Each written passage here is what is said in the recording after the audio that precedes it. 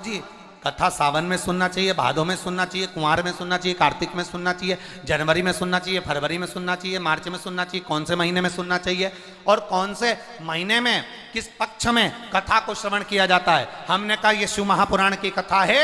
जिस दिन तुम्हारा दिल कर जाए, ना सावन देखना, ना भादो देखना, ना जनवरी देखना, ना फरवरी देखना, जब तुम्हारा मन करे तब बाबा के पंडाल में बैठकर या टीवी के सामने आस्था चैनल पर तुम्हारा दिल कर जाए, उस दिन आसन लगाना जमीन पर और बैठ जाना।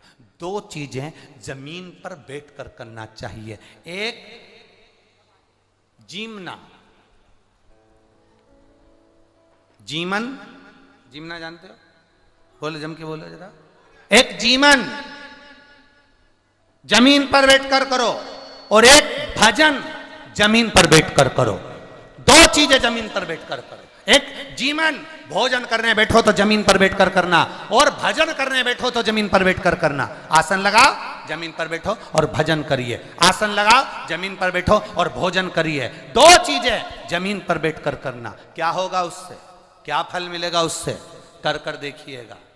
केवल जिसको शुगर हो, और शुगर जिसके शरीर में है, उसको नियम बना लेना चाहिए कि मैं कुर्सी पर, टेबल पर बैठकर नहीं खाऊंगा, मेरे शरीर में कष्ट है। बहू एक काम कर, जमीन पर एक मोटा सा आसन लगा दे, मैं धीरे से बैठूंगा, वहां बैठकर मैं खाऊंगा। भोजन करो, और भोजन करने के पहले एक बेलपत्र शिव पर चढ़ी हुई, और भोजन करने के बाद एक बेलपत्र शिव पर चढ़ी हुई। केवल 3-4 दिन खाकर देखो और शुगर का लेवल जांच करवाना, वो लेवल में मिलेगी आपको। भोजन जमीन पर बैठकर करा जाए, भजन जमीन पर बैठकर करा जाए। जमीन का तत्व हमारे शरीर में होगा तो हमारे जीवन के रोगों को समाप्त करेगा।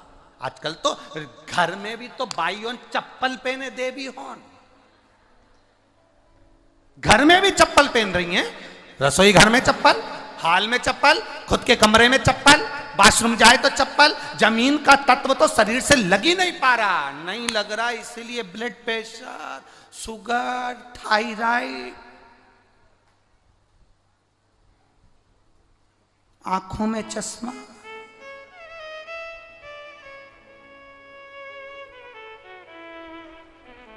ये आ कहां से रहा है? जमीन तत्व मिल कहां रहा है?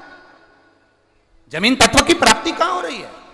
घर में भोजनशाला में देखो तो चप्पल, घर में घूम रहे हो तो चप्पल, बाथरूम जाओ तो चप्पल, घर के बाहर गए तो चप्पल। जमीन मिली कहां? बस पलंग से उतरे, सामने चप्पल। कई तो ऐसे भी हैं कि मंदिर में जाने के लिए भी ऊन की और उसकी कपड़े की चप्पल बना के रखी, वहां भी चप्पल। अब विचार करिए।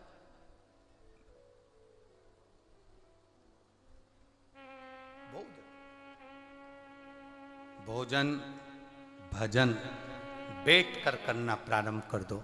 जब तुम बैठकर करोगे, थोड़ा सा तुम्हें भले लगेगा कि गुरुजी मेरे को तो डॉक्टर ने कुर्सी पर बैठने का बोला है, मेरे शरीर में कष्ट है, मेरे शरीर में रोग है। देखो, अगर तुम अंदर से बलवान हो ना, अंदर से अगर बलवान हो ना, तो बड़े से बड़े रोग को हराने की सामर्थ्यता तुम्हारे अंदर है। और अगर तुम अंदर से बलवान नहीं हो तो रोग तुम्हें घेरता चले जाएगा। अंदर से बलवान हो गया ना, शरीर में कष्ट आ गया, तकलीफ आ गई शरीर के अंदर, रोग आ गया शरीर के अंदर, कष्ट आ गया, कोई बड़ी बीमारी भी दिख रही है कि शरीर के अंदर आ गई, थोड़ा दिन दुर्वा को लाइए। क्या लाओगे? जम के बोलो जरा।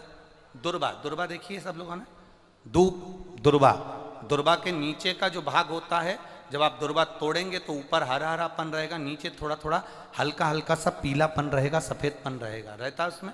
दुर्वा को तोड़ते हैं तो जब दुर्वा आप लेकर जाएं, देवादिदेव महादेव की अशोक सुंदरी वाली जो जगह है, उस अशोक सुंदरी वाली जगह पर 7 दुर्वा का बल आप अशोक सुंदरी वाली जगह पर किसी भी सोमवार को समर्पित करें और उस दुर्वा को उठा कर लिया। 7 दुर्वा 7 दिन तक उसको गीले कपड़े के अंदर अच्छी दबा के रख लें, और 7 दिन एक दुर्वा प्रतिदिन खाली पेट उसको खाना चबा चबा कर प्रारंभ करिए। और शरीर में अगर कमर में भी दर्द है, घुटने में भी दर्द है और पीठ में कंधे के पास अगर दर्द है, 7 दिन खाकर देखना, धीरे धीरे धीरे धीरे वो दर्द अपने आप समाप्त होना चालू हो जाएगा। वो दुर्वा का आनंद हमारे जीवन में, क्योंकि भूमि तत्व को हमें मिल रहा है, भूमि तत्व से हमें प्राप्त हो, हम छोड़ दिए। ना हमारा भजन जमीन पर है, ना हमारा भोजन जमीन।